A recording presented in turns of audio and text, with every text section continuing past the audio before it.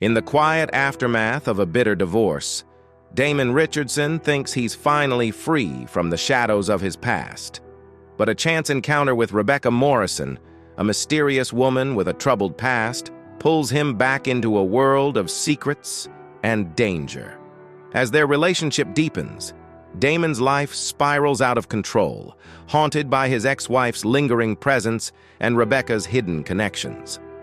A fateful night brings them face to face with a violent attack, revealing that not all wounds have healed.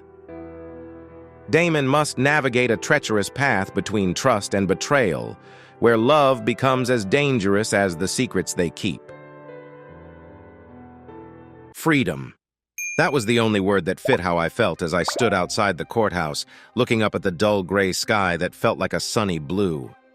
My life was mine again. The 4-year battle over my divorce was finally over. What started as a fair division of assets turned into a fight, with lawyers taking half. In the end, I got a quarter of what we had, but the emotional toll was far greater. I never used to hate, but Linda Barrow changed that. Thankfully, there were no children involved, sparing us all more heartache. Dating during the separation had been a disaster, so I decided to avoid it altogether. As I reached my car, my phone buzzed. It was Carl, a friend who had stood by me through the worst. He hated Bitch Barrow as much as I did, though I suspected he didn't really like me that much either. Still, he was someone I could count on. "Are you free?" Carl asked. "Totally and officially," I replied, feeling lighter than I had in years. We planned a night out to watch the Blues game at McGinty's, with Carl offering to pay for the first round. I needed the distraction, and Carl was the perfect company, loud, lively, and impossible to ignore. At the bar, we quickly fell into our old rhythm, with Carl's energy infecting everyone around us.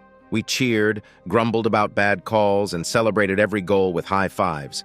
Carl spilled only one beer, a miracle given his enthusiastic gestures. The night was exactly what I needed, a chance to forget the last 4 years and start fresh. As the night wound down and the game ended, Carl turned to me and asked, "How does it feel to be single again?" "It feels like a weight's been lifted," I said, taking a sip of beer. I had lost track of how many we'd had or even what I was drinking. Carl clinked his glass with mine, joking, "That's why I never got married." I didn't point out the irony. He'd been living with Deborah for 6 years like a married man. I envied how she trusted him for nights out without any fuss, unlike Linda, who never let things go. Carl suggested hitting the east side, but I declined. Linda had drained any interest I had in those kinds of nights. I just wanted to forget her and the last 4 years. The waitress told me I'd finished all 10 drinks unless I wanted light beer. Carl and I shared an old joke and we ordered another round. "It's done. Just let her go," Carl advised. He believed in not hating anyone, but I still couldn't shake my feelings for Linda. We laughed, imagining Linda with a friend telling her I was the jerk. It was Carl who kept my spirits up, making me laugh instead of brood. Finally, I admitted, "I care about you, buddy." We clinked glasses hard, and I decided it was time to sober up. I walked to my car, surprisingly steady. Once in, I let Jules' voice fill the space, soothing me as I drove aimlessly, just wanting to let the music wash over me. The divorce was over, and I felt hopeful for what was next. But then I missed a turn, distracted by the music, and suddenly, a crash. My car was shoved forward, and my head hit the steering wheel. Dizzy, I stumbled out, confused. A woman nearby claimed the light was green and my taillights were out, but I knew they were fine. The SUV had smashed into my bumper, crumpling my car. I tried to stay calm, but the argument was just beginning. Here's a shorter version of your story segment. I looked at her furrowed brows and flared nose, a clear sign she was ready to argue. Hands on her hips, she seemed to dare me to speak. "Listen, it was an accident," I said, trying to stay calm. After years of dealing with Linda, I knew when to avoid unnecessary fights. She wrinkled her nose and smirked. "You smell like a brewery." "It's just the beer Carl spilled on me," I explained, stepping back. She pulled out her phone, hesitating before dialing. "The light was green and your taillights were out," she added. I sighed, unsure if I could pass a breath test, but resigned to whatever came next. "Boxers or briefs?" she suddenly asked, catching me off guard. I stared at her, confused. Are you crazy? I finally replied, frustrated by her strange question.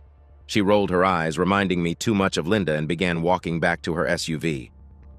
Why do you even care? I shouted. She glanced back, unfazed. The police are on their way. We can make it look like a minor accident if you play along. She seemed oddly experienced in this, and I wondered if it was a setup. But with sirens approaching, I reluctantly played along, handing her my jeans after an embarrassing change on the street. As the lights flashed, she introduced herself as Rebecca Morrison. Despite everything, I found myself strangely not disliking her. The police arrived, and as we stood in the flashing lights, I noticed how calm she was, even offering me a mint. Despite the situation, I couldn't shake the feeling that she was somehow manipulating everything, yet I still felt drawn to her. When the officer finally approached, Rebecca leaned into her SUV looking composed. I prepared myself, wondering how this strange encounter would end. I didn't think Rebecca was kind, but I was tired of feeling negative. It was a kind of celebration, I explained, realizing I'd shared too much. A birthday? She asked, her friendly smile irritating me. It felt like a mask. My guard went up. Listen, I said firmly. We're not going to be friends. Just be glad I'm not pushing back. She looked shocked, then hurried to her car. I blamed her for everything, but I knew I wasn't innocent either. As the officer approached, I worried about taking a sobriety test. He stopped me from joining their conversation, leaving me to wonder what Rebecca was saying. Finally, I saw her turn away from the officer, her hands cuffed behind her back. She mouthed, "I'm sorry," as she was led to the patrol car. The officer came over and took my license and registration. He explained Rebecca had been driving on a restricted license and would face charges for breaking her court order. "Don't you want to hear my side?" I asked. "It's not needed," he replied. Rebecca had taken full blame. As he walked away, he asked why I was in my underwear. "I just wanted some tacos," I mumbled. Watching Rebecca get taken away, I realized she could have turned the situation against me, but instead she apologized. I felt guilty for being rude and wished I'd just gone straight home. The tow trucks arrived, and the officer handed me a report with Rebecca's contact information. "What will happen to her?" I asked. "She'll stay in jail overnight, likely until she can post bail," he said. I felt terrible, realizing I'd misunderstood her smile. I needed to let it go. It wasn't my fault. She ran into me. But why did I feel so bad about her going to jail? It was the Barrow effect, seeing Rebecca as mean, just like my ex. Yet all I saw now was someone who needed help and had given up. I wished she'd stayed mean, then I wouldn't feel guilty. Ralph towed my car to his garage, a yard filled with broken-down vehicles. I arranged for a rental and called Carl to pick me up. He found my outfit amusing and would likely tell the story for years. Back at work, I drifted through meetings, my mind stuck on the accident. I couldn't shake the guilt, despite knowing it wasn't entirely my fault. Rebecca's smile lingered in my thoughts, clever yet warm. I realized I'd hurt her more than she'd damaged my car.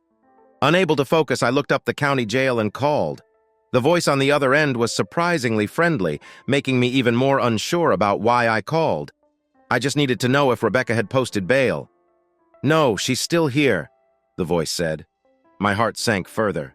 I asked to speak to her, but the best they could do was pass along a message. I hung up, feeling worse. I drove to the jail, determined to pay her bail. The waiting room was empty, just plastic chairs like at the DMV.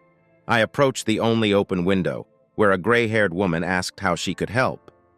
"I want to post bail for Rebecca Morrison," I said, trying to sound confident.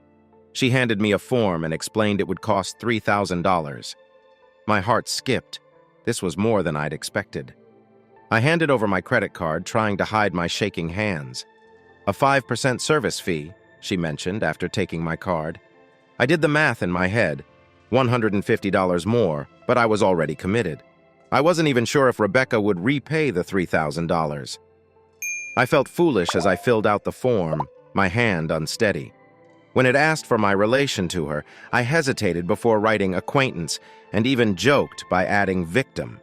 Signing my name meant I understood the money would be lost if she missed court, but I went ahead and did it.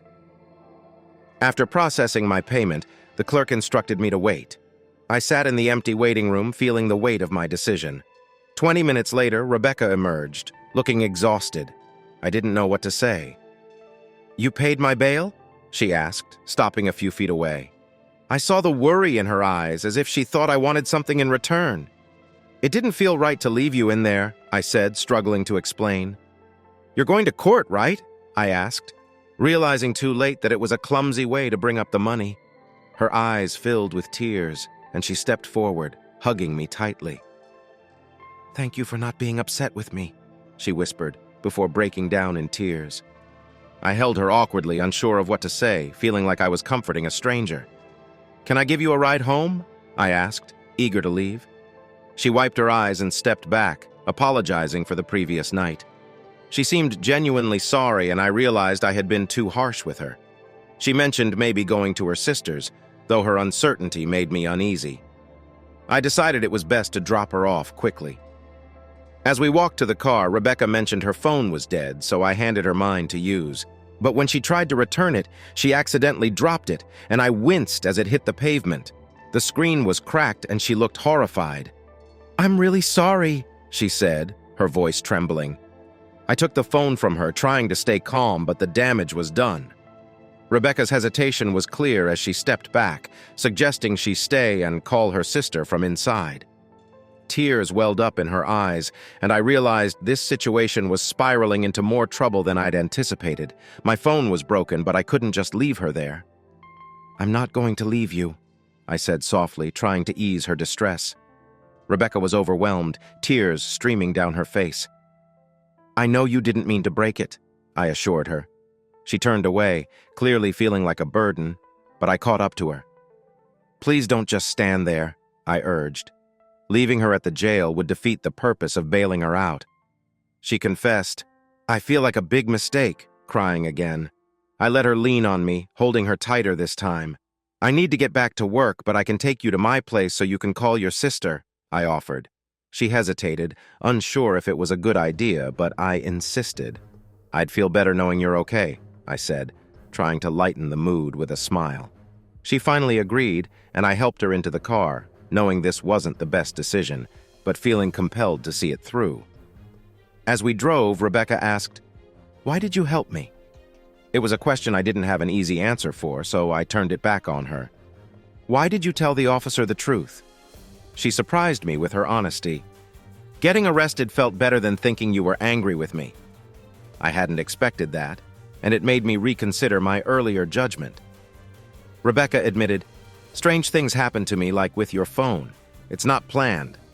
She seemed genuinely sorry for trying to blame me for the crash.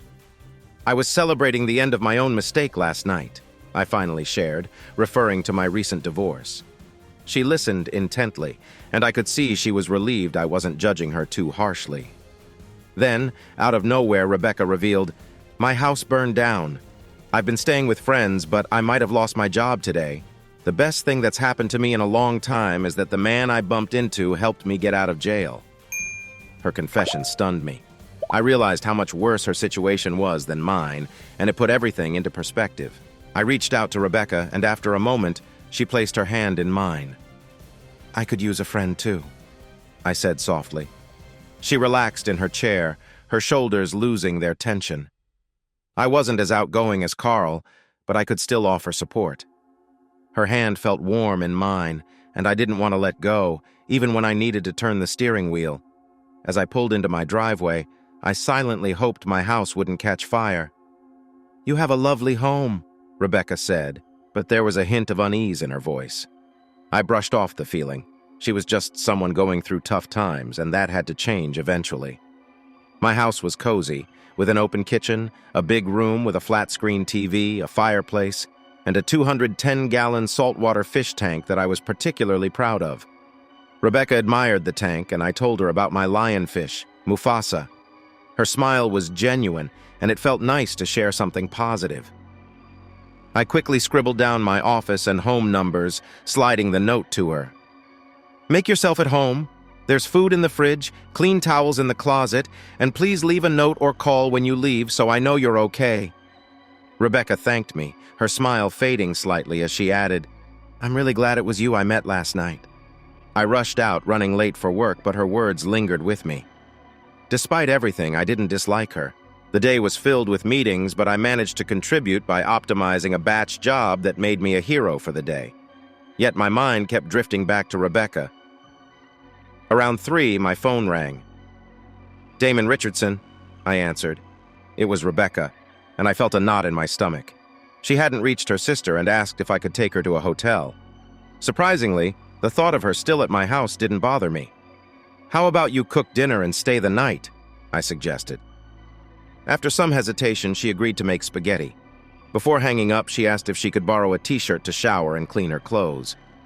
I told her where to find one, feeling oddly content that she'd be there when I got home. It had only been a few hours since she broke my phone, but maybe this was the end of our troubles. One could always hope. I left work early to take my broken phone to the shop. They said they could transfer the SIM card and set up a new phone in about 20 minutes, but waiting felt like forever. I decided to pick it up the next morning and headed home. As soon as I walked in, a delicious smell hit me. It was spaghetti, but not the kind from a jar. Rebecca, wearing my Stay Puft Marshmallow Man t-shirt, was smiling in the kitchen. "I found your spice rack," she said, adding extra flavor to the sauce. It smelled amazing, and I couldn't help but laugh when she spun around, showing off the shirt. "Is that bread I smell?" I asked. "Yep, homemade hillbilly bread," she replied, explaining it was just white bread with butter, garlic, salt, and a little cheese on top. It sounded simple, but smelled fantastic.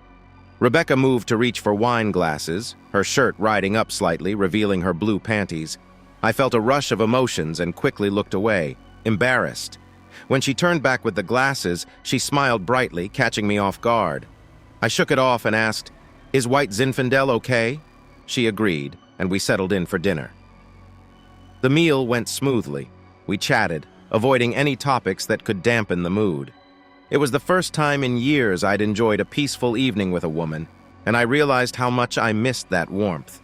As we talked, Rebecca asked about my fish tank. I explained that it helped me cope during the divorce, even joking that I named a clownfish Linda after my ex. Suddenly, the phone rang. Rebecca answered it, then whispered, "It's Linda Barrow, your ex." I cringed and told her I didn't want to talk.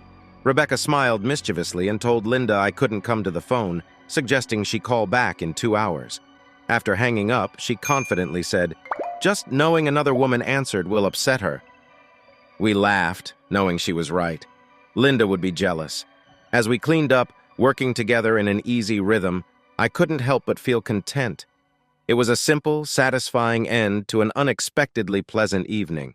We ended up touching each other more than necessary while cleaning up.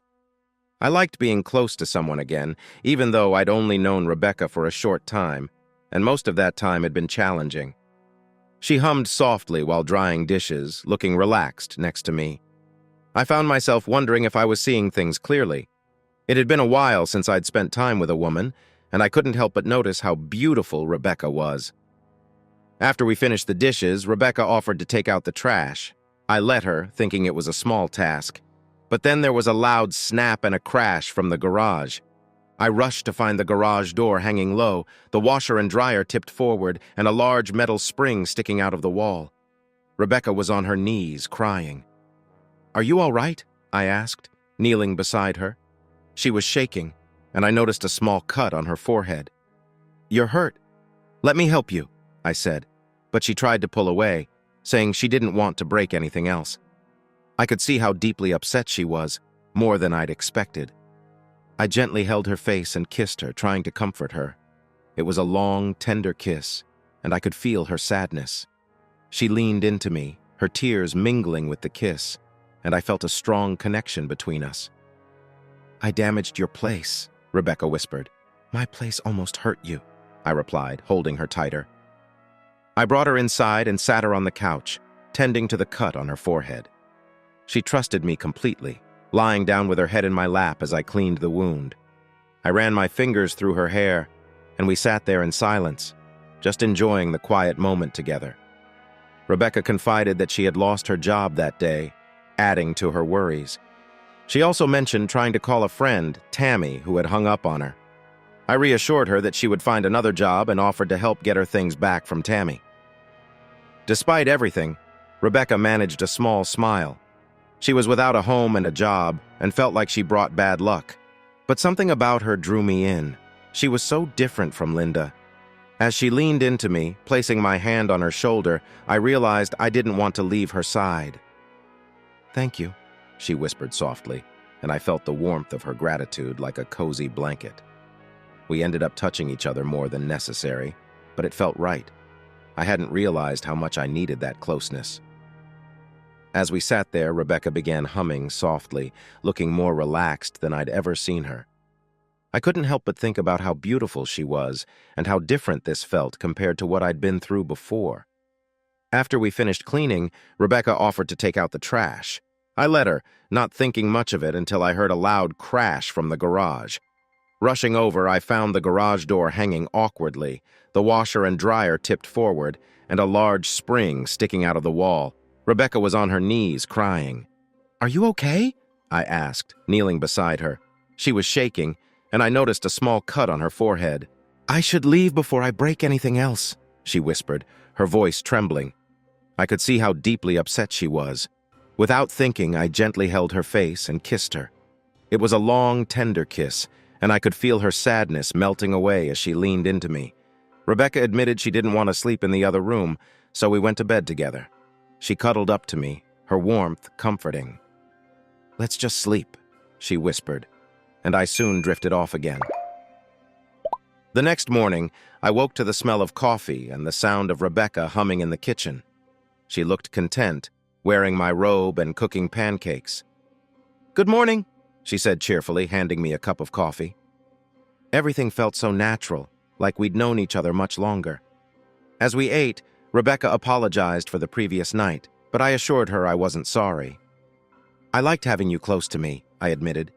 She seemed surprised by my honesty, but it felt good to say it. Rebecca then confessed she struggled with relationships and was worried about things going wrong between us. "Are you warning me?" I asked, half joking, but I could see she was serious. "What if I don't listen to you?" I added, trying to lighten the mood. When she mentioned how I'd called it our bed last night, I couldn't help but smile. "I really liked that we shared our bed," I said, surprising even myself with the admission. Rebecca tried to hold back a smile, but I could see she was pleased. We finished breakfast, both of us feeling a little closer, and I knew that whatever happened next, I was willing to take the chance with her. I could tell Rebecca wanted to stay serious, knowing we still had important things to discuss. But then she decided to let go. "It was nice, wasn't it?" she said with a lovely smile. I nodded, reaching for the syrup. The pancakes were tasty, and I had a soft spot for sweet things. As I started pouring the syrup, she gently stopped me, leaned over the counter, and kissed me. I quickly swallowed the pancake in my mouth so I could keep kissing her, but she pulled back before I could. "You want to do that again?" I asked cheerfully.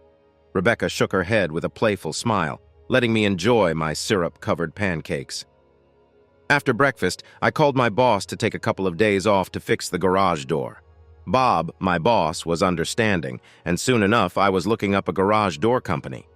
Rebecca suggested Hanson's Overhead Door, a company she had used before. I smiled at her as I called them, and they promised to send someone over within an hour. In the meantime, we worked together to remove the broken spring from the wall. It was a messy, frustrating job, but we managed to do it without too much damage, just a 1-foot tear in the drywall. When Hanson's team arrived, they did a great job fixing the door, though it was a bit crooked at the bottom. "It's bent," Rebecca said sadly, staring at the door. "You can barely notice it," I reassured her, but she still seemed disappointed. Hanson's team suggested I might need a new door since the panels were as old as the house. Rebecca's presence was starting to feel a bit costly. "You were right," I said as I stepped inside. "I'm getting a new door." She gave me a strange look. "You did that for me?" she asked. "You said it looked bad, so I thought I should get a new one," I explained. "Are you trying to show off for me?" Rebecca asked, her tone challenging. I was confused and didn't want to argue about a door. "Yes, I guess I was," I admitted, trying to sound confident. She smiled and stepped closer, her eyes twinkling. "I'm really impressed," she said, kissing me again. This time I was ready and pulled her closer, the kiss deepening. I felt her heart race and warmth spread through me. When she pulled away, she softly said, "That was more than I thought." I wanted to hold her close, but hesitated. "Did I go too fast?" I asked. "Maybe a little," she replied thoughtfully. "I wanted to kiss you, but I didn't realize I'd like it this much. We've only known each other for a day." Watching her struggle with her words was endearing. We were both mysteries to each other. Gently, I let go of her waist. I knew Rebecca wanted to stay serious, but I could tell she was lightening up a bit. "I need to grab something at the hardware store to fix the wall, and I'll pick up my phone and check if I can get your things from Tammy's," I said. Rebecca laughed. "You know, I'll be busy all day trying to impress you again." Then she added with a more serious tone, "I want to stay over tonight, even if I find my sister." "I'd love for you to stay," I replied, enjoying her smile and giving her a quick kiss before heading out. First, I went to the phone store. It felt strange not having my phone on me, almost like something was missing from my pocket. The young worker was quick to help and went to the back to retrieve my phone. As I wandered around, I accidentally tripped and knocked over a tall stand full of phone cases. The workers rushed out and I apologized, feeling embarrassed. The tech guy handed me my phone, brushing off my apologies with a slight rudeness. I left the store feeling foolish. Sitting in my car, I took a moment to calm down and thought about how Rebecca must be feeling. I realized I wanted to help her, even if I couldn't fix everything. With that in mind, I called Tammy, who agreed to let me pick up Rebecca's things as long as Rebecca wasn't there. Tammy lived in a secured apartment building. When I arrived, I was surprised by her warm smile, which contrasted with her imposing figure and meticulously styled hair. She asked about Rebecca, catching me off guard. I told her honestly that Rebecca wanted to talk, and Tammy explained that Kathy, Rebecca's sister, had advised her to keep some distance, hoping Rebecca would learn to be more self-reliant. Tammy led me to a spare room filled with Rebecca's belongings, 2 boxes and 3 suitcases. As I loaded the car, Tammy mentioned that Rebecca had lost her motivation after the fire that destroyed her home. I asked Tammy if she and Kathy had planned to leave Rebecca in jail. Shocked, Tammy explained that she hadn't known about the arrest and had assumed Kathy was handling everything. She seemed genuinely concerned for Rebecca, promising to call her soon. As I drove away with Rebecca's things, I couldn't help but feel the weight of her situation. It was clear that Tammy had been looking out for Rebecca for a long time, but now even she seemed overwhelmed. I just hoped that I could offer Rebecca the support she needed, even if it was just for a little while. I could see Tammy felt guilty for not paying more attention to Rebecca and was trying to explain herself.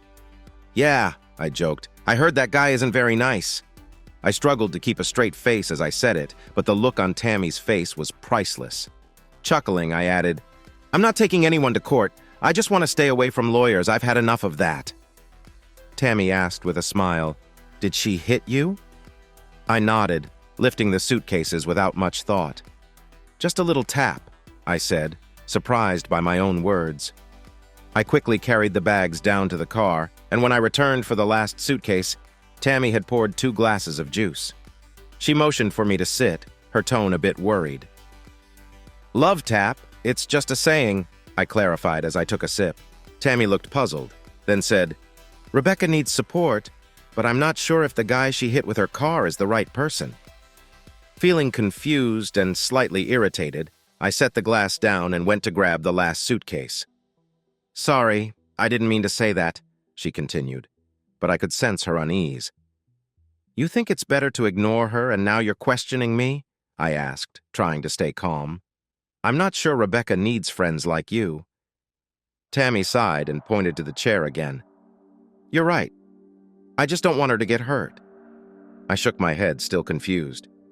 "She's grown up enough to make her own choices," I said, looking around the apartment filled with expensive furniture and artwork. "Why does it matter so much to you?" Tammy explained that she had been close friends with Rebecca's mother and had promised to look out for Rebecca after her mother passed. "So you just stay away from her?" I asked, feeling increasingly uncomfortable. Tammy didn't answer directly, instead asking about my work. I decided it was time to leave, packing up the last suitcase and handing her the key card as I walked out. "Please don't hurt her," Tammy said, her voice trembling with concern. I nodded, noticing the moisture in her eyes, but chose not to respond.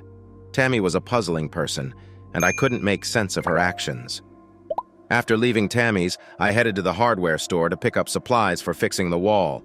I bought joint compound, furring strips, mesh drywall tape, and a small piece of drywall. The price made me laugh. It was nearly as much as a full sheet. When I got home, the house smelled fresh, like a pine forest. The kitchen was spotless and everything gleamed. I called out to Rebecca and heard her soft voice from the bathroom. I found her scrubbing hard water stains in the shower, wearing one of my old t-shirts. "What are you doing?" I asked, surprised.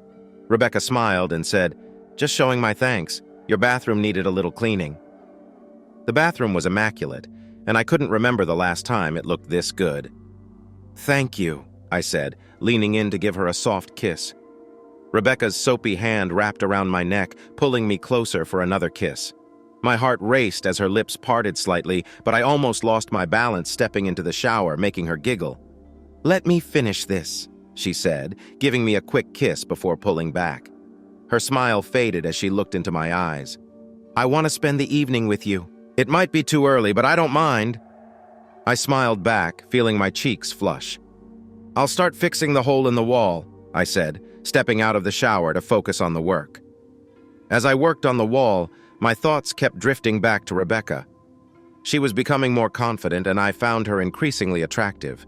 I tried to concentrate on the task, cutting a piece of drywall to fit the hole and securing it with screws. "You've done this before?" Rebecca asked, surprising me from behind. "Nope," I replied. "The guy at the hardware store showed me how." I didn't mention what I had really been thinking about before she spoke. "Looks good," Rebecca said with a smile as I finished wrapping mesh tape around the drywall patch. Just then, the phone rang.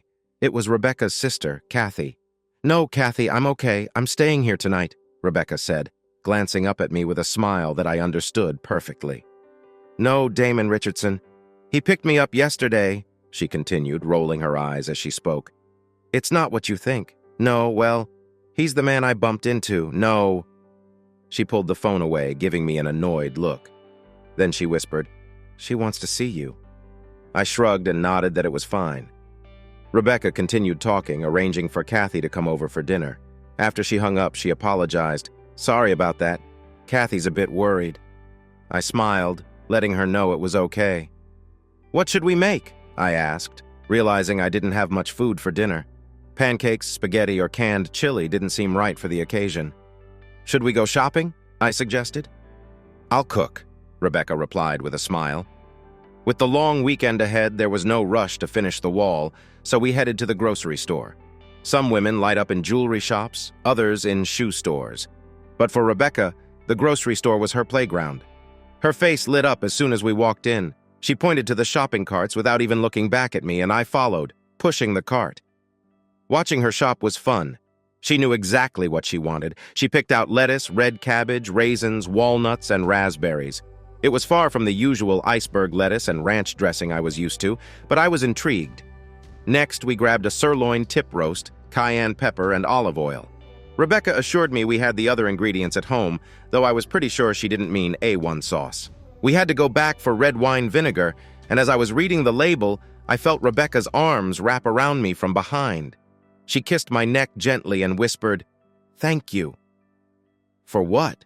I asked, hoping she'd keep holding me. "For everything, and for inviting my sister to dinner," she said warmly. I nearly dropped the vinegar, trying to turn around in her embrace, but she let go with a playful grin. "You're just teasing me," I said, trying to be serious. "Yes," she replied, but her eyes said more.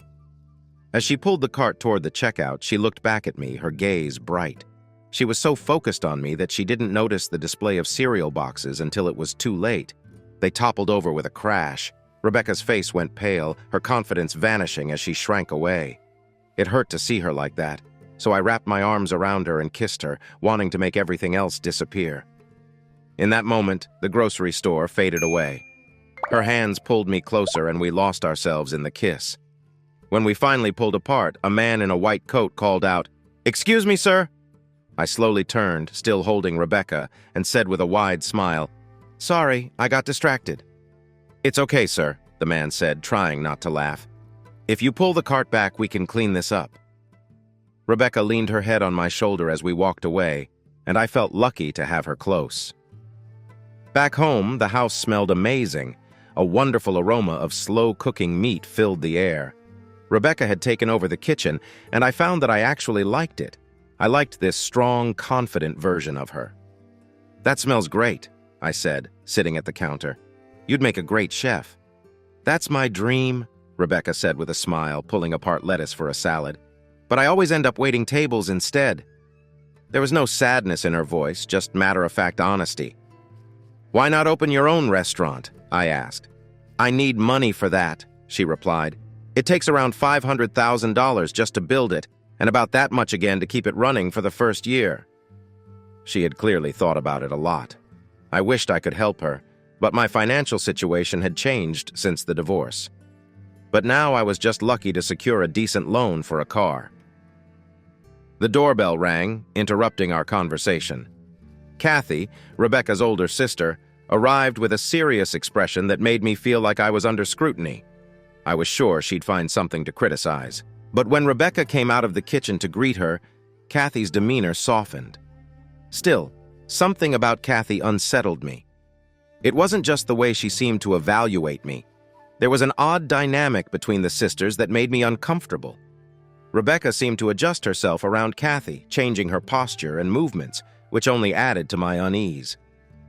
Despite the awkward start, I decided to stay positive. "I'm really happy you're here," I said with a smile. "Rebecca's cooking has had my stomach growling for over an hour." Kathy's tone was sharp as she responded, "She cooks for you?" Rebecca didn't seem to notice the edge in her sister's voice, but I certainly did. "It's hard to stop her," I replied, trying to stay calm. I realized this dinner might be more challenging than I'd anticipated. As Rebecca took the roast out of the oven, I momentarily forgot about Kathy. The roast was a masterpiece, and I couldn't help but appreciate my oven in a new light. Rebecca was clearly proud as she handed me the platter to carve. The meat was perfectly cooked, and the aroma was mouth-watering. The whole scene felt homely and comforting, a stark contrast to the tension moments before. As I started carving, I noticed Rebecca's worried expression, so I pushed aside my thoughts and smiled at her. Kathy seemed oblivious to the undercurrents, focused instead on the meal. The roast was tender and flavorful, a testament to Rebecca's cooking skills. I kept the A1 sauce in the fridge, knowing it wouldn't be needed. "So, what do you do for a job?" Kathy asked as we ate. I took a moment to finish chewing before answering. "I work at Bradford Insurance and Casualty," I said. "I'm part of the computer team." I usually didn't elaborate. It felt dull to go into details. Kathy wasn't satisfied. "How long have you been there?" she pressed. 9? No, 10 years, I replied, searching for more raspberries in my salad. Rebecca had paired them with nuts and a dressing that was unexpectedly delicious. "Do you want to do something more than just insurance?" Kathy continued, her questions relentless. Before I could answer, Rebecca added more raspberries to my bowl, as if reading my mind. "There's a lot of opportunity in that field," I said, smiling at Rebecca in thanks. "But I'm content where I am." "Must not pay well," Kathy remarked, glancing around my modest home. Her bluntness caught me off guard, but I realized I needed to be upfront. "I went through a long divorce," I admitted. "It really hurt my finances, but everything is stable now." "You were married?" Kathy asked, turning to Rebecca as if expecting her to be shocked. But Rebecca just smiled and nodded. "Yes, for 9 years, I said, quickly adding, "but we were separated for the last 4 years. It was settled just a few days ago." "Wow, you really work quickly," Kathy said, her words laced with sarcasm as she took a big bite of salad. "Knock it off," Rebecca said firmly, staring straight at her sister. I was relieved to see Rebecca stand up to Kathy, and it made me feel good knowing she wasn't easily pushed around. Wanting to ease the tension, I added, "Kathy's just concerned about you." I understood why Kathy was curious, given how quickly things were moving between Rebecca and me. To shift the conversation, Kathy commented on my aquarium, clearly trying to make peace. We spent the rest of dinner discussing saltwater fish, and Kathy seemed genuinely interested in Mufasa, my lionfish. It was nice to see a different side of her, one that wasn't as critical. After we finished eating, Rebecca started to clean up, but I insisted she sit down. She had made the meal, so I would handle the dishes. I wanted to keep things balanced between us. Kathy surprised me by grabbing a towel and offering to help dry. Rebecca looked pleased, and for the first time that evening, the atmosphere felt relaxed and comfortable. "You're rushing things," Kathy said softly once Rebecca went to the bathroom. I knew she wasn't talking about the dishes. "Shouldn't you talk to Rebecca about this?" I asked, handing her a clean bowl. Kathy started to dry it, sighing. "I already tried," she replied. "She's feeling vulnerable. The fire and the accidents have shaken her confidence. I'd feel better if she came back with me tonight." At least she was being honest. As I washed a plate, I considered her words. Everything was moving quickly, and while the comfort I felt with Rebecca was reassuring, it was also a little unnerving. "We work well together," I said, giving Kathy the plate. I mentally chastised myself for being scared of feeling secure. "After you're done with her, she'll end up crying at my door," Kathy said harshly. The thought of that stung, and I paused, taking a deep breath to keep calm. "I'm going to overlook that," I replied, my voice stiff. I went back to washing the plate, but her words lingered. "You need to trust Rebecca," I said firmly.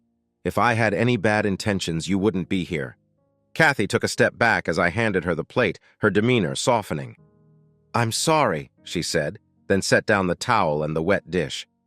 I wasn't sure what she was apologizing for, but before I could ask, Rebecca returned to the kitchen, interrupting our conversation. "Let's go for a walk," Kathy suggested, forcing a smile for Rebecca. It didn't seem genuine. Rebecca looked at me for reassurance, and I nodded to let her know it was okay. The two of them left, and I sighed with relief, not thrilled about how the evening was going. I had expected tough questions, but not such harsh judgment. I poured myself a glass of wine, put on some music, and tried to relax.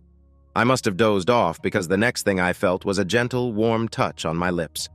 I opened my eyes to see Rebecca smiling down at me, sitting on my lap with her knees on either side of my legs. "Where's your sister?" I asked, my memory returning. "I sent her home," Rebecca replied, her tone shifting. "She thought you'd use me and then leave me behind." Her expression turned worried. "You're not going to do that, right?" "I would never do that to you," I assured her. Rebecca leaned in and kissed me again, her lips soft against mine. I wrapped my arms around her, pulling her closer. She brushed her lips against my cheek and whispered in my ear, "I really hope you want to be close to me." My heart raced at her words. I knew I needed to set things straight before I lost my nerve. "I didn't come here just for that," I said, though it felt awkward to say. Rebecca smiled softly and whispered back, "And I'm not doing this because you helped me. I just want to be close to you, Damon." I'd never heard anything like that from a woman before. It was clear she wanted me, and I felt the same. I leaned in, kissing her deeply as I started to pull her shirt out of her pants. She laughed and helped me remove it. Then I fumbled with the latch of her top while she smiled at me. When I finally got it, I gently slid it off her shoulders. She wasn't shy, and she looked even more beautiful than I had imagined. I held her in my hands, her eyes sparkling as I touched her softly. I leaned closer, feeling a strong connection, and kissed her again. She sighed softly, and I felt warmth spreading between us. I moved to kiss her neck, savoring every moment. It had been a long time since I'd felt this way. Rebecca laughed as she remembered something. "What's so funny?" I asked, curious. "My sister," Rebecca replied, sitting up and kissing me warmly. "She said we wouldn't get along, that it would be dull." "It's definitely not dull," I said, feeling a rush of excitement. We both chuckled, our hearts racing. She held my face in her hands and kissed me again, pressing her forehead to mine. "I don't think your sister likes me," I joked, trying to lighten the mood. "Just forget about her," Rebecca said, playfully swaying her hips. "I am. She just wants me to come back home with her." The idea of Rebecca leaving hit me harder than I expected. I didn't want her to go. "I don't want you to go," I admitted, my voice sounding more desperate than I intended. "So you enjoy being with me?" Rebecca asked with a smile. "I believe you used me," she teased. I chuckled, my thoughts drifting to the possibility of a future with her. "One day at a time," Rebecca said, then kissed me again, this time with more intensity. I gently laid her down on the couch, our bodies moving together in perfect harmony. As the initial excitement settled, a deeper connection took its place. I felt closer to Rebecca, not just physically, but emotionally. It was a feeling of comfort and connection that I hadn't experienced in a long time. We stayed close for a long time, both physically and emotionally. Rebecca's gentle encouragement guided me, and I followed her lead, feeling a deep connection between us.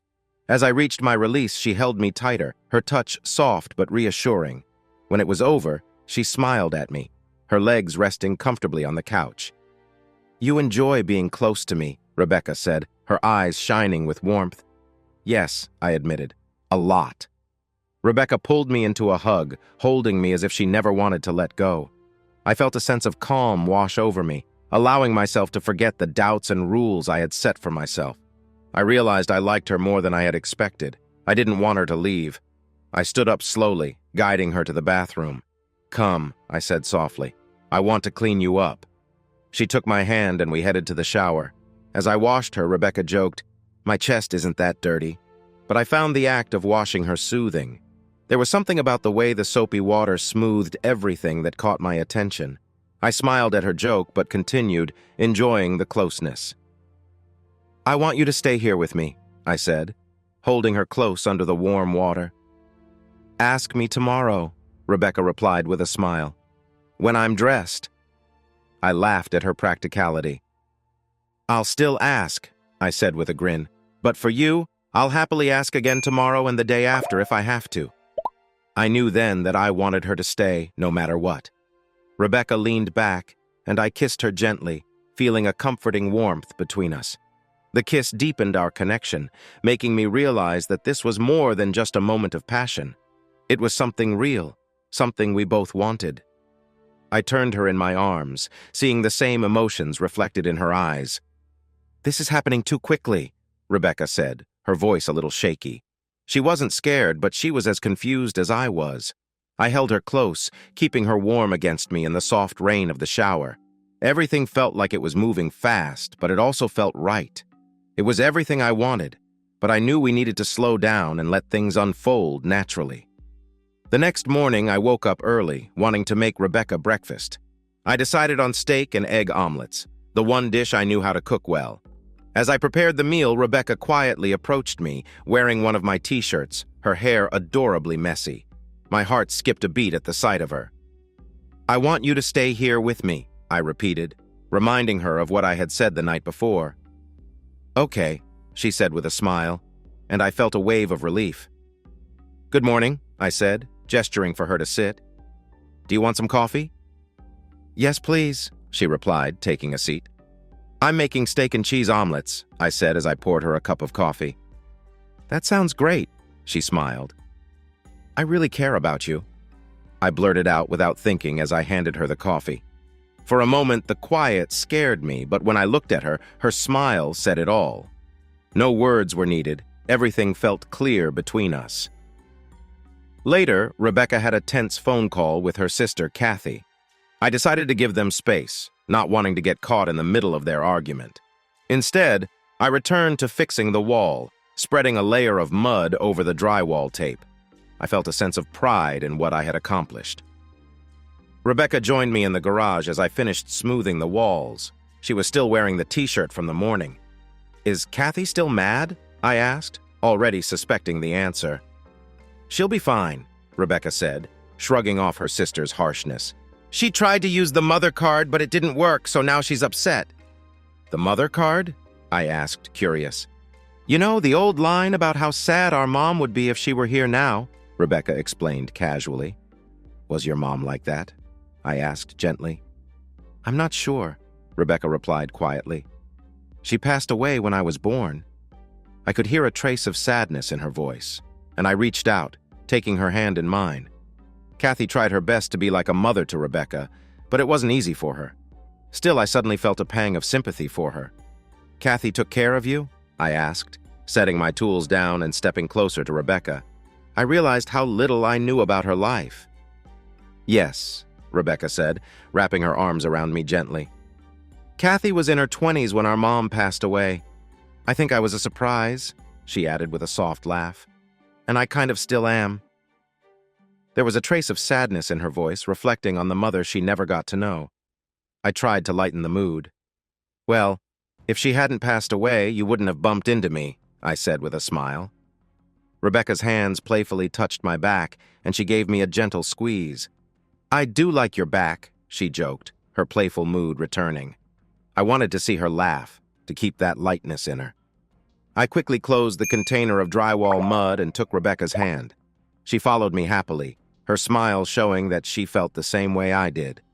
As we lay together later, her hand resting gently by my side, she opened up again.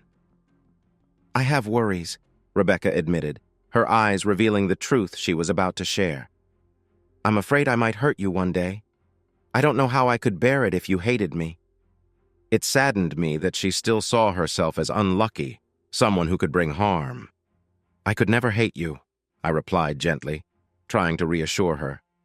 For a brief moment, I thought of Linda and wondered if I had ever felt this strongly for her. "It wouldn't be on purpose," Rebecca whispered. "I want you to know that I would never hurt you intentionally." I wanted to stop her from doubting herself, from giving up before the fight even began. I leaned in and kissed her, hoping to fill her mind with warmth instead of worry. "No matter what happens," I whispered in her ear, "I forgive you." She smiled against my cheek, her touch gentle as she brushed her lips against my neck. I took a deep breath, surprised by how strong my feelings for her had become. "You silly man, Damon Richardson," Rebecca said softly. "My dear, sweet fool." Her breath on my ear and her gentle touch sent a wave of love through me. "I love you," she whispered. And in that moment, I felt a surge of happiness, a beautiful chaos inside me. As we shared a meal later, my phone rang. It was Linda, but I hadn't bothered to change her contact name back from Bitch Barrow. I answered quickly, wishing I had. "You didn't call me back," Linda said right away, skipping any greeting. "Nope," I replied, knowing my short answer would annoy her. I wasn't sure why, but it felt good. "Are you with someone?" Linda asked, her curiosity evident. I smiled at Rebecca, my beautiful chef. "Yeah," I answered, feeling a bit rude but enjoying the moment. "Is it the same person who hurt me before?" Linda's tone softened. "Yes," I replied quickly, adding, "It was just a joke. I'm sorry." "Are you happy?" Linda asked, her voice sincere, different from how she usually sounded. "What's the matter, Linda?" I asked in response. After years together, I could tell when something was off. Rebecca's eyes widened when I said Linda's name, but I reassured her with a smile. "I feel terrible," Linda confessed. "I had a lot of anger, and now I wish I hadn't felt that way. I don't want you to be stuck in it either."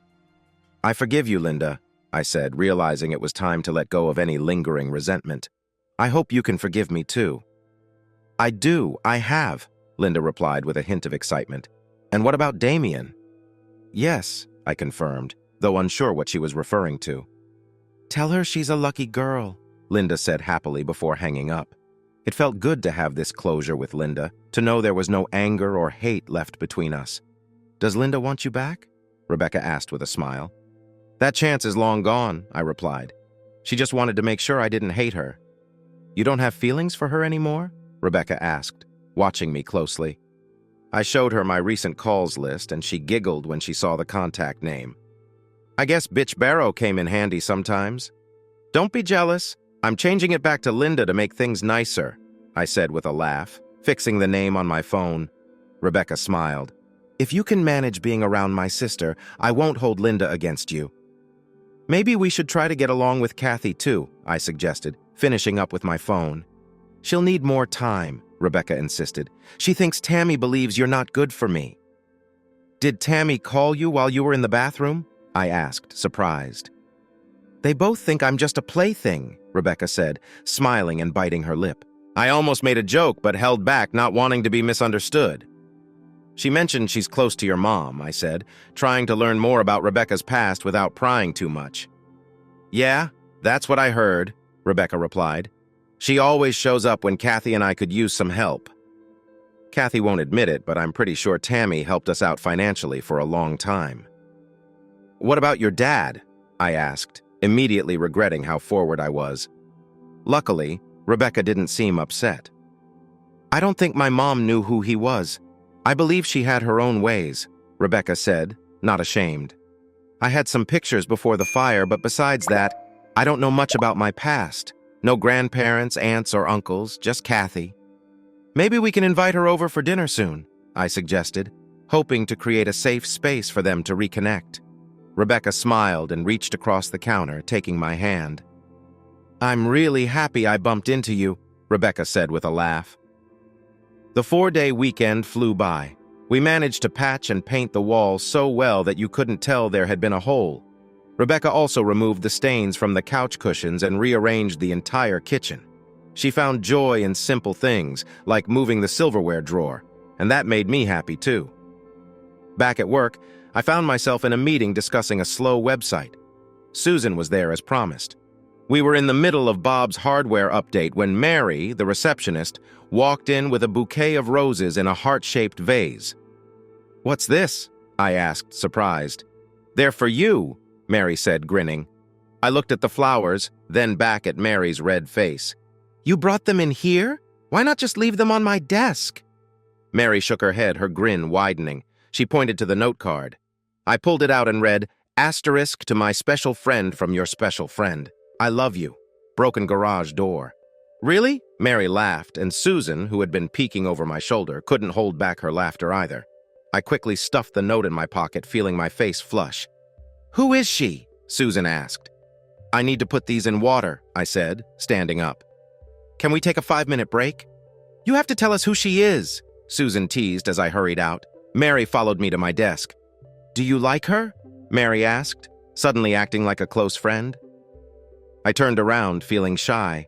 Yes, I admitted with a sigh. A lot. She's marking her territory, Mary laughed. Send her 24 flowers. I stared at her, confused. Trust me, Mary said, handing me a card. Send her twice as much, it's a rule. Susan caught up with us. A gift? She asked with a knowing smile. That's quite a strong no trespassing sign, Susan added, leaning in to smell the roses. What's she like? Suddenly, it felt like everyone was curious about my personal life. I smiled shyly. It's just a private joke, I said softly. So you haven't been with her yet? Mary asked, making my face heat up even more. They both burst into laughter. It's not what you think, I said, louder than I intended. I love her. Neither Mary nor Susan looked surprised. She's a lucky girl, Susan said. 24, Mary added with a grin. Feeling defeated but amused, I sat down and ordered the roses. Lunch was odd. Susan invited me to the break room where Mary and Trudy, a compliance officer, were waiting. It was clear they wanted the full story. I reluctantly shared the tale, feeling silly as I spoke. They listened intently, asking for clarification at times. So, she crashed into your car, tried to get money from you, ruined your favorite jeans, you helped her out of jail, she broke your phone and your garage door, her family can't stand you and you care about her? Susan summarized, looking incredulous. Yes, I replied, smiling at how absurd it all sounded. It's sweet, Trudy said. It's crazy, Mary countered. You've only known her for 5 days. She has no home, no job. I nodded. The truth was clear. Are you sure you're not moving on too quickly after your divorce? Susan asked. My marriage ended over 4 years ago, I said, focusing on Trudy, who was smiling warmly. I don't know why, but I really do feel a bond with Rebecca. I couldn't stop now, even if I wanted to. It's lovely, Trudy said, glancing at Mary and Susan. She's making her mark, Mary added with a grin. Yep, it's her kitchen now, Susan said, amused. I was starting to get a bit confused by their comments. If you notice your sock drawer gets reorganized, you'd better think about proposing, Susan joked. Their playful teasing didn't bother me. In fact, it made me smile. The idea that Rebecca was making herself at home felt right. You haven't scared him off, Trudy remarked with a nod, making me feel even more certain about my feelings. I took a bite of my chicken salad sandwich, feeling the eyes of all 3 women on me. It was hard to eat with everyone watching so closely. Why do you care so much? I asked, swallowing my bite. I never expected anything more than a polite greeting before the flowers arrived, but now I was the center of attention. The women exchanged amused glances. Looks like she's having more fun than we are, Mary joked, making me blush. Do we really need to discuss this? I asked, feeling a bit uncomfortable. They all smiled and nodded, clearly enjoying the moment. I guess I'm the highlight of the day around here, I muttered, finishing my sandwich. When I got home, Rebecca greeted me with a warm hug. I love my flowers, she said, her smile bright. I loved mine too, I replied, holding her close. It felt good coming home to her. This is for you, Rebecca said, handing me a check from Tammy for $3,000. What's this for? I asked, looking at the check. For my bail, Rebecca replied. Tammy insisted, and you weren't here to refuse, so I took it. But I'll get the money back when you go to court, she added with a smile. I wasn't comfortable with such a large gift, but Rebecca seemed okay with it. Does she often do things like this? I asked, trying not to sound too concerned. All my life, Rebecca said, guiding me to the kitchen. By the way, Tammy likes your fish, she added, pointing to Mufasa resting at the bottom of the tank. Dinner smelled amazing, and Rebecca was cheerful as she prepared pork chops filled with pesto. Though it didn't look appealing, the aroma was tempting. Why didn't you invite Tammy for dinner? I asked while searching for a corkscrew in the wrong drawer. I did, Rebecca replied, but she said she was busy. She smiled playfully. I think she's seeing someone special. I couldn't help but smile back. Seeing someone special? I thought she was married. The person she's seeing is, Rebecca laughed, serving the food. I couldn't imagine Tammy like that, but I decided not to judge. As we ate, I hesitated over the pesto-filled pork chop, but Rebecca was confident it tasted good. I started with the cheesy mashed potatoes and green beans, which were delicious. Rebecca noticed my hesitation and teased me gently. Finally, I gave in and tried the pork. It was surprisingly good, the pesto complementing the meat perfectly. Rebecca stood up, came closer, and kissed me softly. See, not so bad, she whispered. In that moment, I realized I was falling for her more than I had expected. It was a shame Rebecca only made 2 pork chops, but she let me have half of hers. I asked her to make it again. I'm going to turn into a big guinea pig at this rate, I joked as we started on the dishes. I'm planning your exercise routine, Rebecca said, looking serious. I glanced at her as I handed over a plate. She wasn't smiling. I'm not really into working out, I replied, feeling it was time to share my thoughts. I preferred walks or bike rides over a strict workout plan. I only had one life and I didn't want to spend it in a gym. What a pity, Rebecca grinned. I was enjoying our workout sessions. Her playful smile returned, and I couldn't help but laugh. Later, I met Carl for lunch at a nearby restaurant.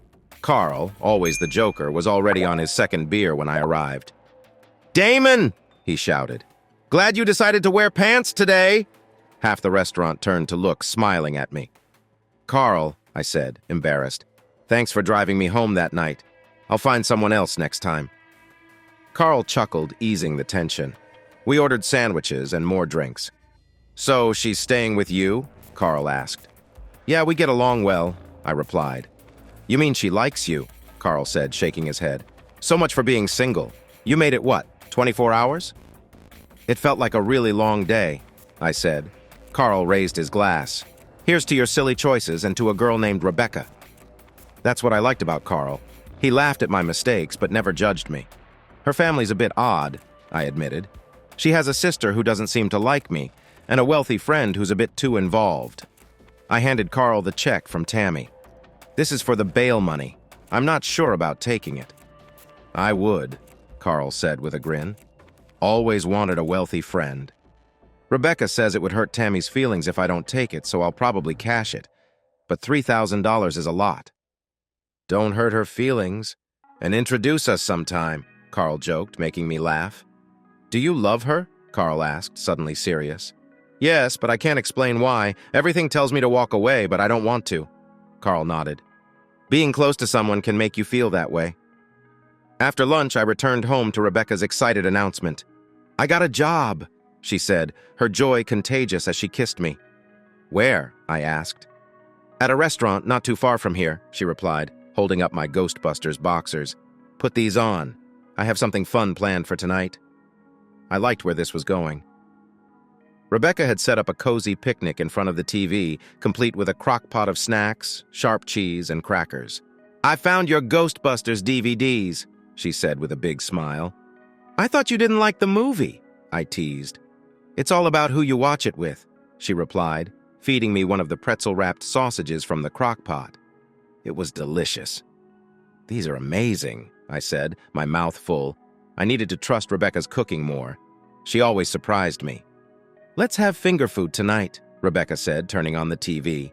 I noticed some folded towels on the couch and gave her a curious look.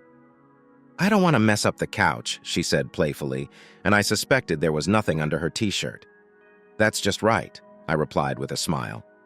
We cuddled on the couch, sharing snacks and laughter, sometimes losing track of the movie. Rebecca enjoyed teasing me with her playful antics, making the night even more fun. As we watched a scene where a character was about to turn off the safety grid, Rebecca seemed more amused by my focus than the movie itself. She rested her head in my lap, and I felt a warmth that made me forget the troubles in the world outside. That feeling of happiness stayed with me for days, even as I went about my work. I wanted to do something special for Rebecca, so I found a fancy cooking fair in Indianapolis and booked a hotel room for the weekend. Rebecca didn't start her new job until Monday, so it seemed like the perfect surprise. But when I arrived home that evening, something felt off. The house was quiet. There was no smell of food, no greeting at the door. The only light came from the fish tank, casting a soft blue glow. I called out, but there was no answer. Concerned, I walked to the bedroom thinking she might be resting. Suddenly, a sharp pain struck the side of my face and everything went dark. I collapsed, struggling to breathe as 3 men surrounded me. One of them pressed a knife to Rebecca's throat. I tried to speak, offering them money if they would just leave her unharmed. But instead of listening, one of them kicked me in the ribs, sending waves of pain through my body. As I lay on the floor, I could hear Rebecca's voice, distant and terrified. My anger surged, and I managed to push one of the men away, but a brutal punch to my chin sent me back down. They lifted me to my feet, but I was too weak to resist. One of the men slammed my head against the fish tank, cracking the glass. Water spilled out, soaking me. I heard the leader of the group issue a warning. "Stay away from Miss Simpson or your family will suffer." The name sounded familiar, but I couldn't place it. Before I could react, another blow knocked me to the ground. Rebecca's scream was the last thing I heard before everything went black. When I regained some awareness, I was in a haze. Voices echoed around me, but I couldn't make sense of the words. "She's going away. He'll get better." I drifted in and out of consciousness, unable to fight the darkness pulling me under. The next thing I knew, a cheerful voice greeted me. "Good morning, Mr. Richardson." I forced my eyes open, squinting against the bright light. A nurse in olive green stood by my bed, her blonde hair neatly tied back. She smiled warmly, her eyes clear and focused. "You're in the hospital," she said, her tone gentle but firm, as if she knew I might be confused. I tried to speak, but my throat was dry and my voice came out rough. "I'm Julie. I work the morning shift. Do you know where you are?" she asked, her voice steady. I glanced around, finally taking in my surroundings. I was in a hospital room, and the reality of what had happened started to sink in. The hospital room was plain, with blinking machines and white sheets against beige walls. Sunlight streamed in through an open window, intensifying the pounding in my head. "Hospital?" I managed to say, squinting at the light. I waved a hand weakly toward the curtains. "Can we close those?" Julie, the nurse, nodded and quickly pulled the curtains shut. "If you promise to stay awake," she said with a small smile. "How long have I been here?" I asked, trying to sit up but immediately regretting it as pain shot through my chest. "This is your 4th day," Julie replied, still smiling as she gently pressed me back down onto the pillow. Panic surged through me as memories of the attack flooded back. "What about Rebecca? Is she okay?" Julie's expression shifted to one of concern. "I don't know who that is," she said. "You came in alone." The realization hit me hard and I felt a deep sense of guilt. What had happened to her? Why wasn't she here? "Call the police, please," I begged, trying to get up again. But the pain was too much, and Julie's firm grip on my shoulders kept me from moving. "The police will be here this morning," she assured me, her voice calm despite my rising panic. I felt utterly helpless. Tears welled up in my eyes as I lay back. overwhelmed by the pain and fear for Rebecca. "I couldn't stop them," I whispered, my voice breaking. "Just breathe," Julie said softly, dabbing my face with a cool cloth. "Things will make more sense soon." "I need my phone," I said, glancing at the nightstand, hoping it was there.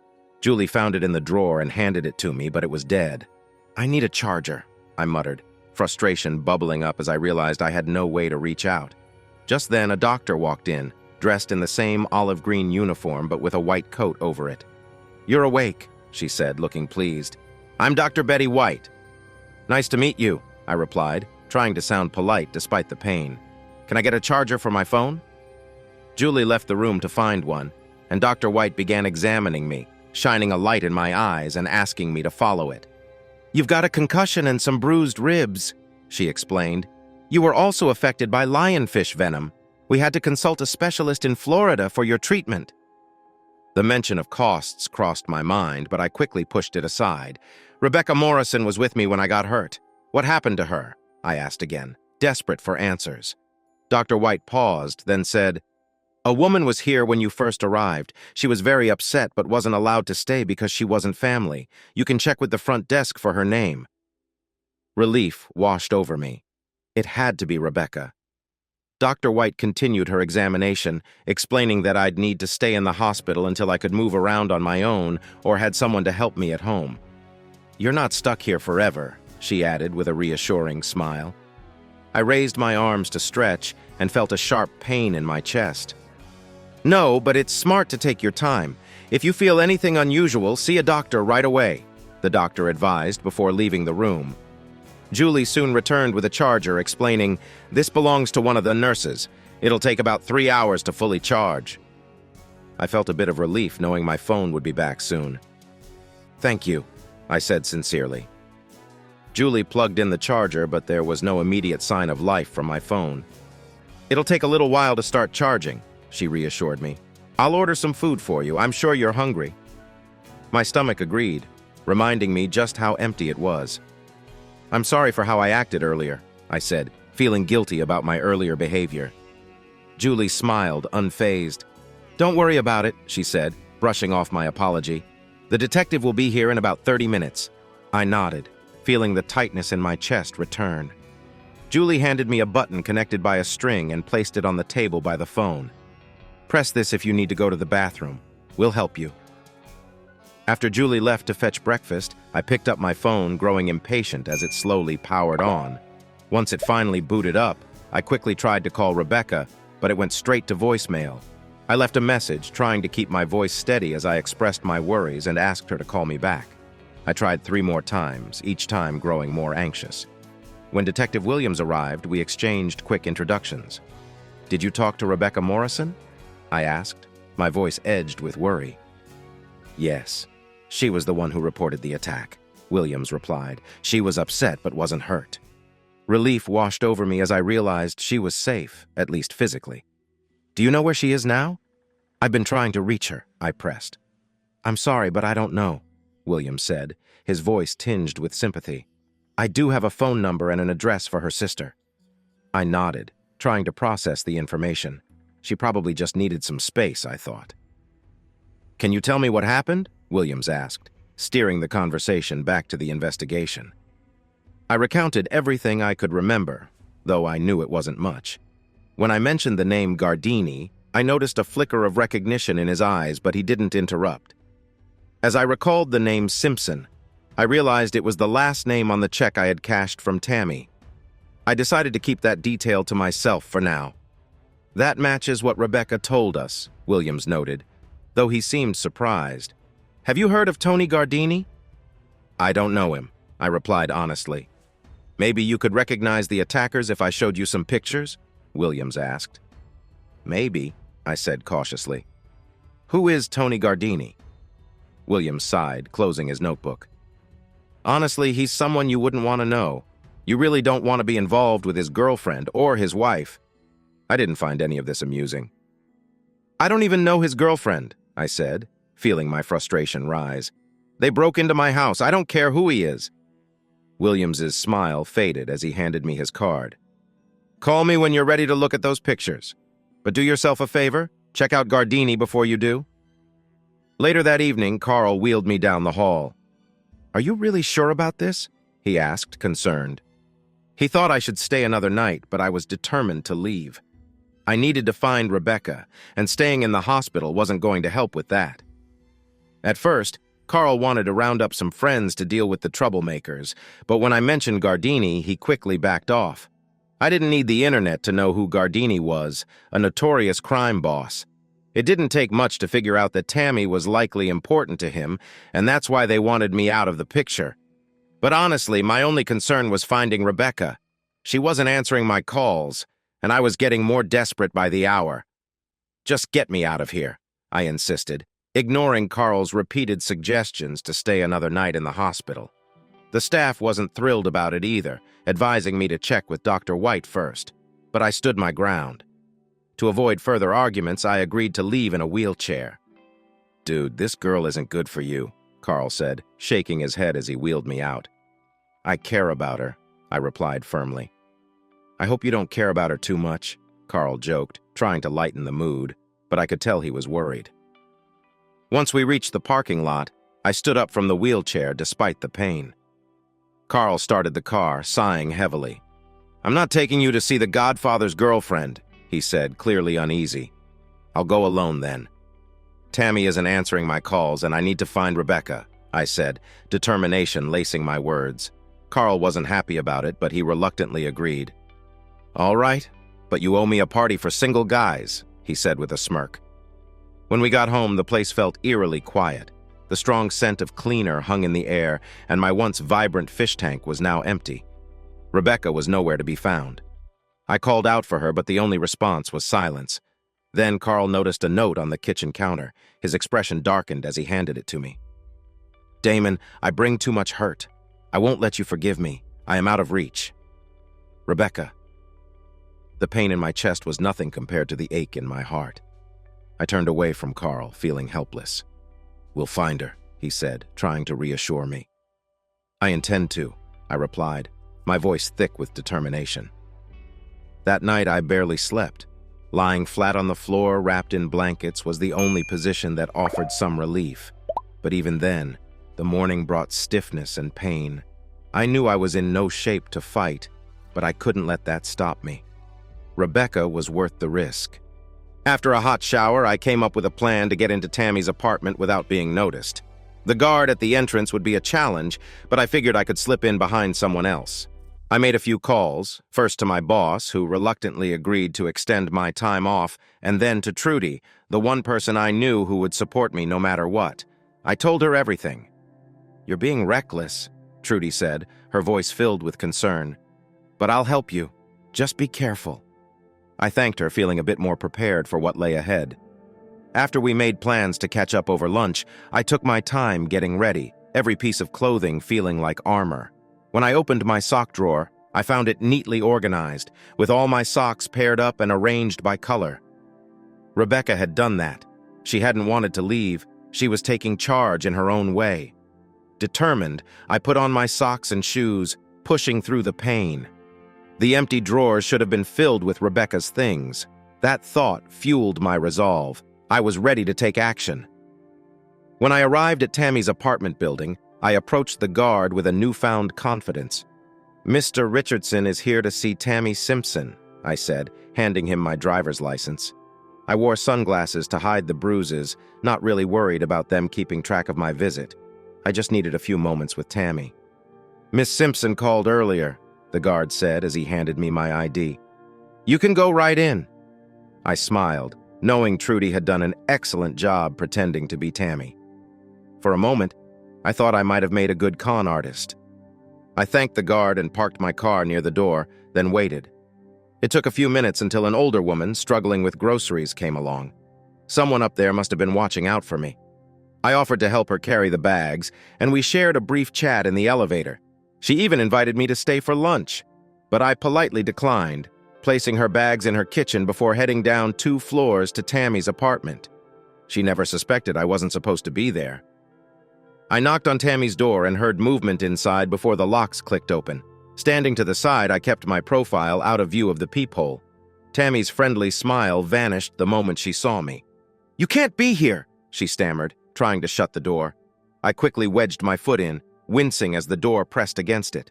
This was going to hurt. She stopped pushing. "Where is she?" I asked calmly, not wanting to disturb the neighbors. Tammy attempted to shut the door again, but this time my patience wore thin. I pushed the door open, forcing her to step back. I entered and closed the door behind me. Tammy quickly tightened her robe, her fear evident. "Where is she?" I repeated, raising my voice slightly.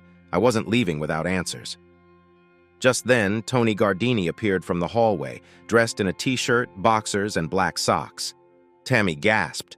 I recognized him from online pictures, his neatly styled gray hair, likely done at an expensive salon, and the cold, serious look in his eyes. One hand was behind his back as he approached, radiating an aura of control. "Who are you?" Tony asked, his voice calm but commanding.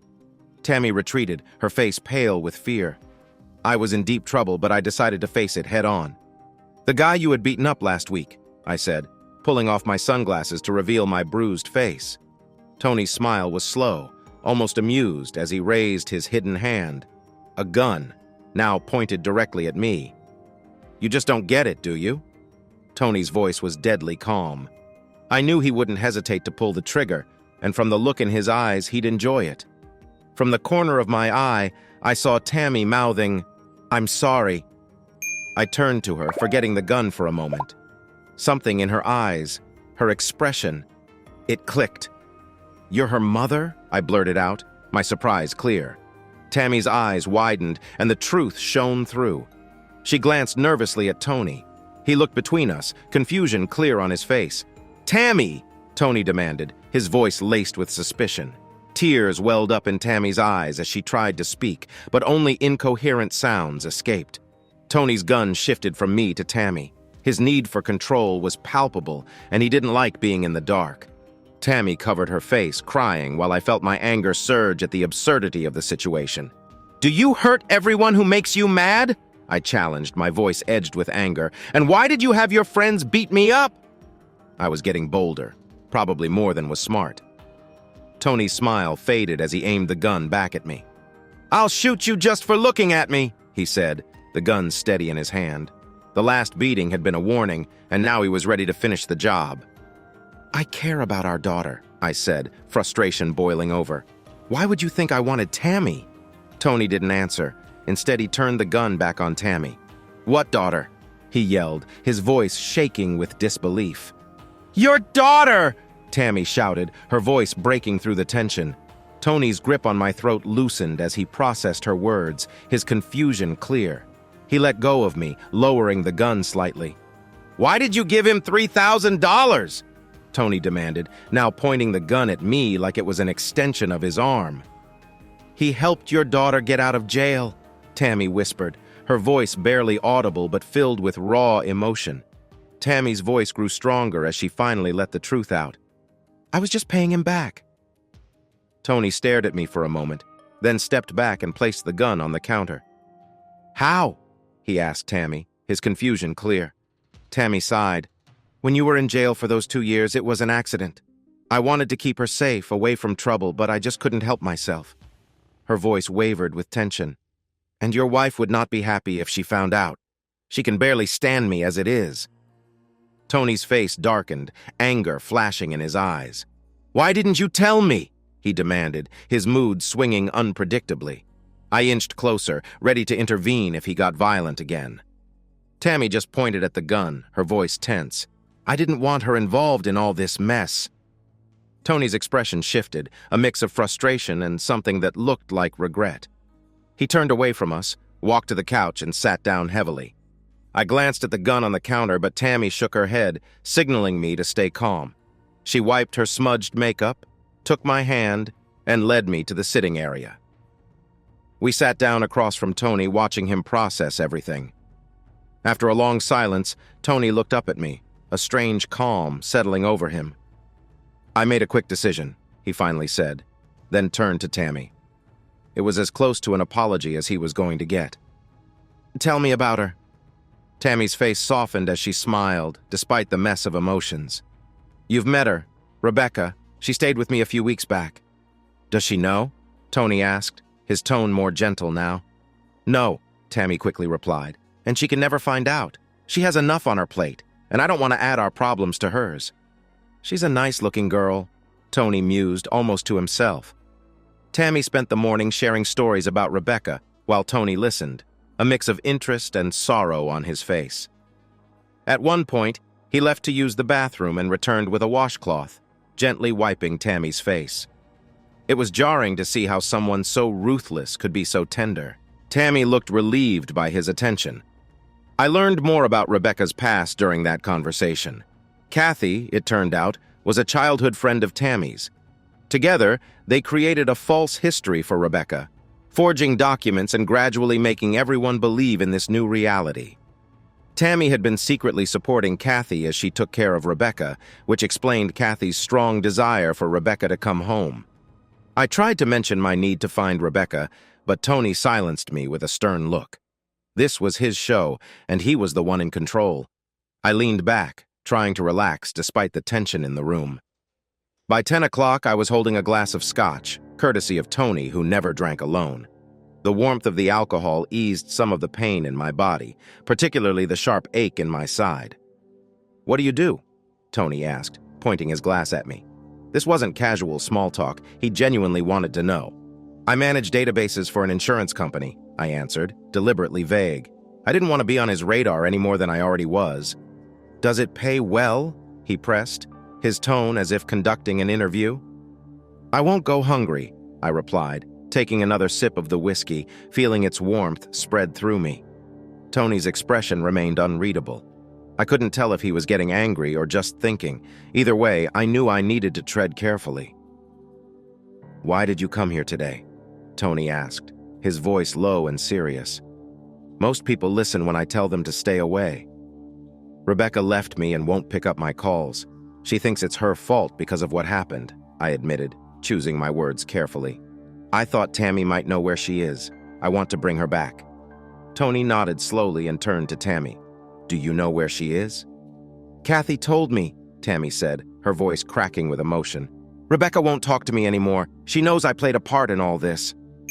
She looked at me, tears welling up again. "She cares about you, but she's overwhelmed by guilt."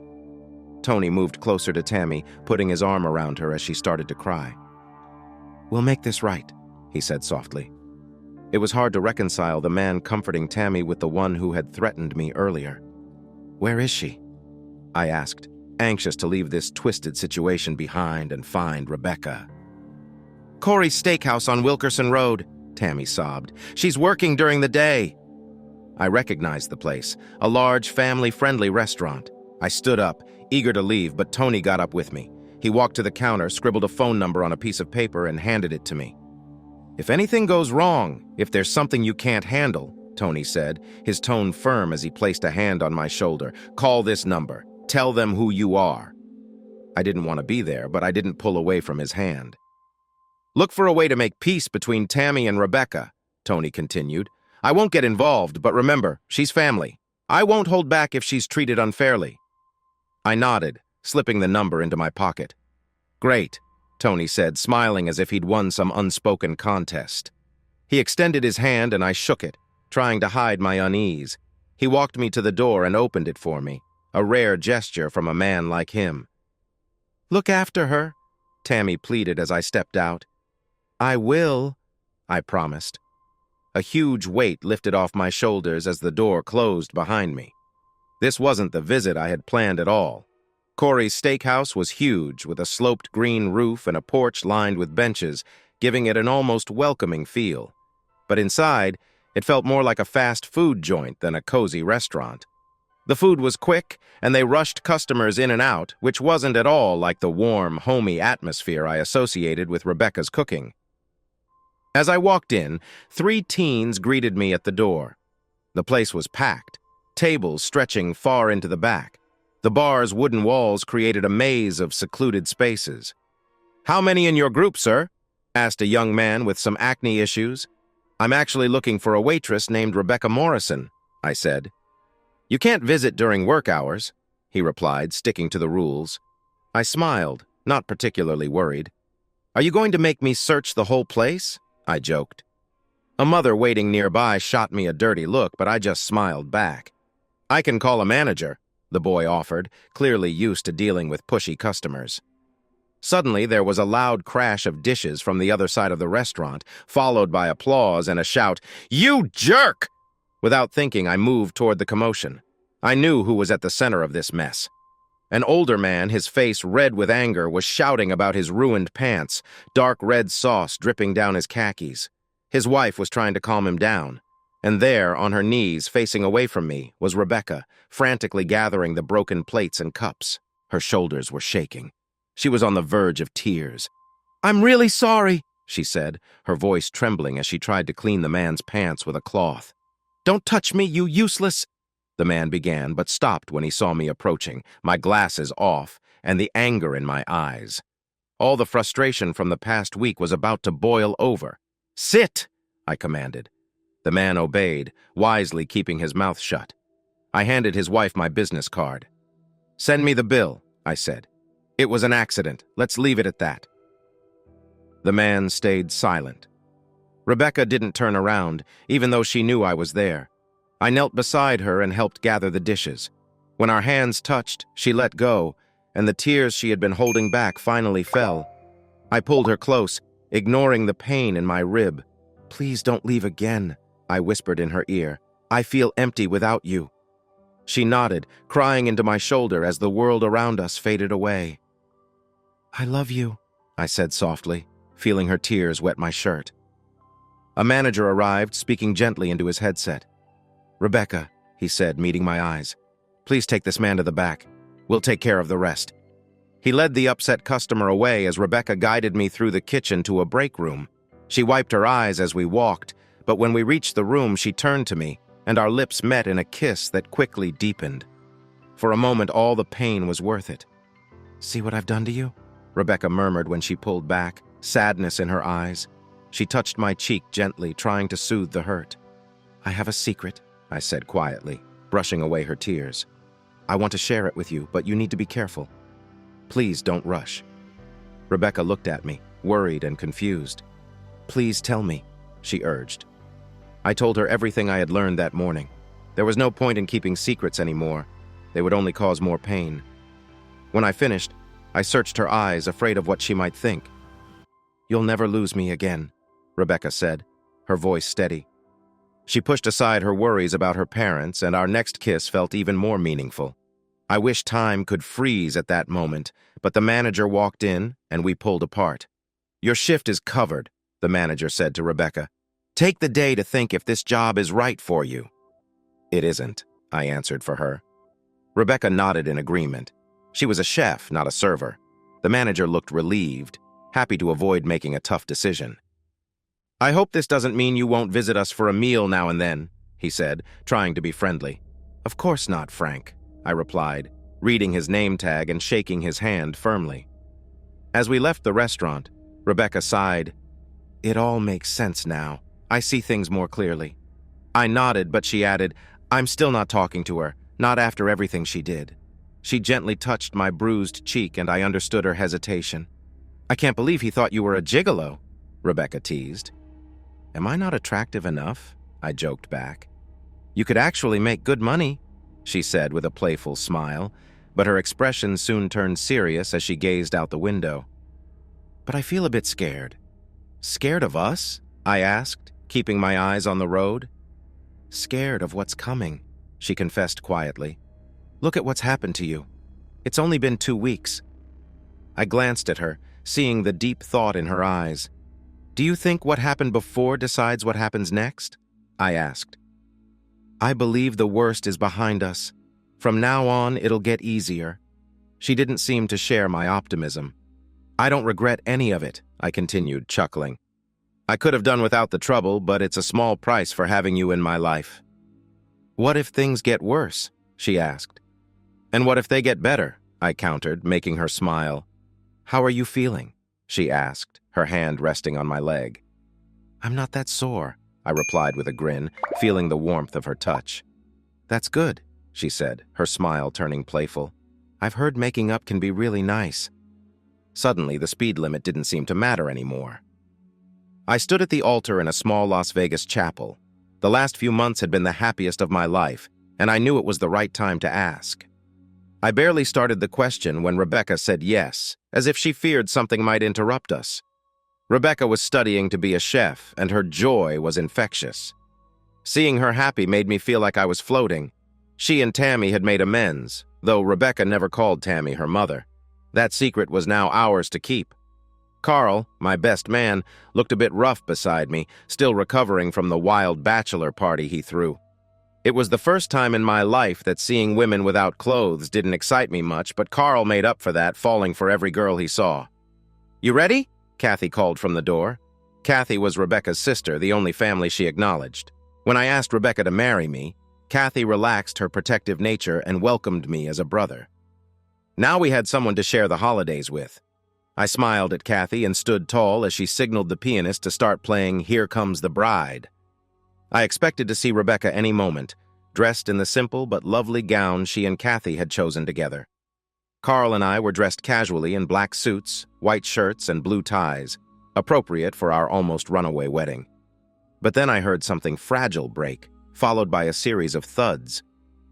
"Oh dear," Kathy said sadly as she rushed out of sight. My heart sank as I walked toward the doorway, fearing the worst. Rebecca appeared, half her hair loose, the other half still in the bun. Her white dress had a dark stain on the front, and her hands clutched damaged flowers. The music stopped, and the officiant cleared his throat awkwardly. Rebecca looked like she might cry. "Damon!" Carl called out, holding a pot of flowers from the altar, his goofy smile telling me everything I needed to know. I took the pink flowers from the pot, spilling green water on my shirt in the process, but I didn't care. I walked over to Rebecca and handed her the flowers. "I'm sorry," she whispered, tears welling up in her eyes. "I love you," I said, tossing the damaged flowers aside and offering her my arm. She linked hers with mine, and the music started again as I led my bride to the justice of the peace. Epilogue. Rebecca's hands trembled as the fifth test showed the same result as the others. Worry gripped her as she lined them up on the counter. She considered taking a sixth, but thought it might be overkill. Then she heard the garage door open and quickly hid the tests in a kitchen drawer. She pulled out the balsamic chicken she'd made for dinner, trying to appear busy. "I finished work early," Damon announced cheerfully as he hung up his jacket. "That's nice," Rebecca replied, her voice hurried. Realizing it, she quickly added, "I'm happy you're back." Damon sensed something was off. "Is something wrong?" he asked, watching her closely. "What do you mean?" she responded, trying to sound casual, but Damon knew there was more to it. Rebecca adjusted the oven temperature. "You never just make chicken," Damon said, stepping closer and hugging her from behind. She leaned back for a quick kiss on his cheek before placing the chicken tray in the oven. Damon noticed the kiss was unusually brief and asked, "Did I do something wrong?" Rebecca, frustrated, accidentally dropped the pan and the contents spilled. Tears streamed down her face as she turned to Damon. "There's been another accident," she sobbed, leaning into him.